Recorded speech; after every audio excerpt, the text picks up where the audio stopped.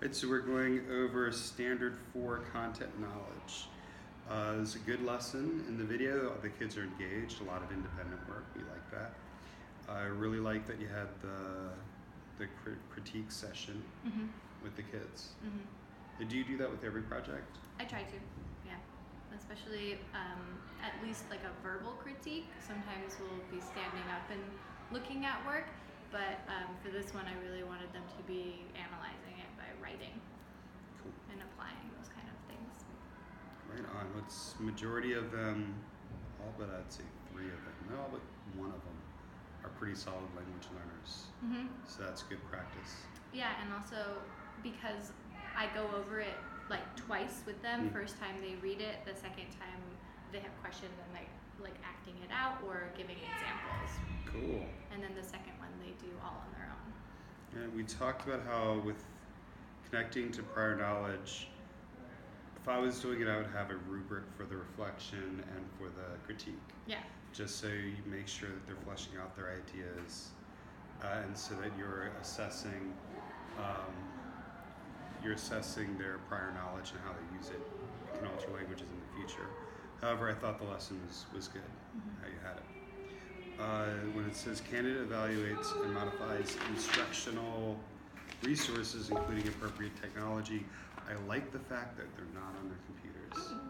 I think that is effective to get them to focus on the critique and the language rather than focusing on Google Docs or whatever software they're using. And I also wanted them to be able to just kind of look up and like discuss with one another, so that when they're writing they have a question and maybe they'll ask, be like, oh Gregory, did you mean to something? And so it's really connecting them as a group too. So it's interesting, the question about technology, I applaud your lack of technology. That makes me happy. Because you used exactly what was needed to get the point across and meet standards.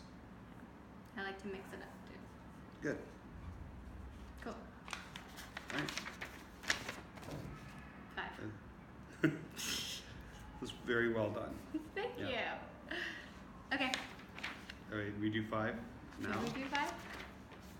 I didn't read 5. I'd say I didn't know what was next. Are we still filming? Yeah. We have 2 minutes. Go. Okay. Candidate understands how to connect concepts using different perspectives to engage students in critical thinking, creativity, and collaborative problem solving related to local and global issues. That is all within our learning outcomes for global awareness and critical thinking. And you do a good job inspiring creativity, demanding that from them. And also integrating different class things too, critical thinking and language arts abilities too. Okay, now this lesson didn't show a lot about the global issues, global awareness. I think it does. Okay. Because to be connecting your experiences, or like, because the last question is, your art reminds me of something. It is getting outside of them, outside of their own picture, outside of the classroom, to remember, oh, a time that I went to the zoo, or a movie that I saw reminds me of Africa. I think that is a connection for global awareness, because it is outside of themselves. Right on. Like that's again, I like rubrics. Because then you can require it that they have to think, include that in their thinking. Okay, but it's in there. Candidate engages. Does a candidate develop and implement lessons that are related to real-world problems, relevant to students, and interdisciplinary in nature? Interdisciplinary, yes. Yes. That goes straight, especially with this group and what they're doing in science and history. It is relevant to the students, the techniques they're learning, and that it's connected to other subjects. Yeah.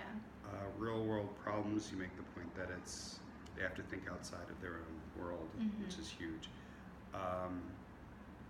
And we also, the project itself, because this is our summative, well, the critique isn't the summative, but the final product is, we learn about pointillism from Europe and during this time period, and we talk about George Seurat.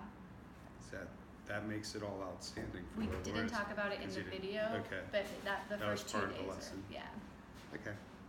historical approach. Very good. Yeah. Cool. Okay. All right, thank you. Good job. Thank Good you. lesson.